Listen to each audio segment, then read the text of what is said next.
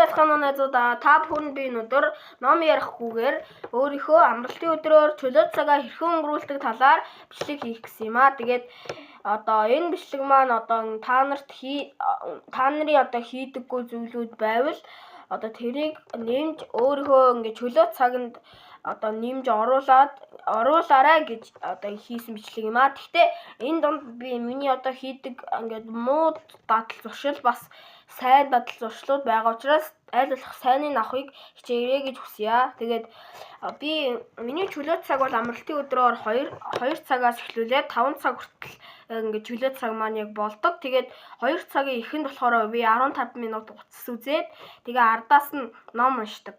Яагаад одоо би төрүүлж ном уншаад ардаас нь утас үздэггүй вэ гэхээр одоо ингээд эхлээд ном уншаад хүний тарих одоо ном уншсныхаа ардаас тэрийг ингэж сурсан мэдлэг болгож одоо ингээд даалт ухамсартаа оруулахын тулд одоо хэсэг хугацаанд ингэж юм одоо зөв зүйлийг хийх хэрэгтэй байдаг байхгүй юу? Тарих нь ингээд боловсруулах гэж бас жоохон уддаг. Тэгээд хэрвээ би ингээд ном уншсныхаа ардаас шууд утас үзэх юм бол тэр маань одоо ингээд одоо ойрын 7 хоногт л зүгээр миний мэдлэг болно гэсэн үг. Харин тэгээд нөө даалт ухамсартаа оруулна гэдэг нь болохоор чи ингээд насан туршдаа тэр зүйлийг ингээд өөрийнхөө мэддэг одоо ингээд шинээр сурж авсан зүйл болгоно гэсэн үг байхгүй юу? Тийм учраас би эхлээд утас үзээд дараа нь ном уншдаг.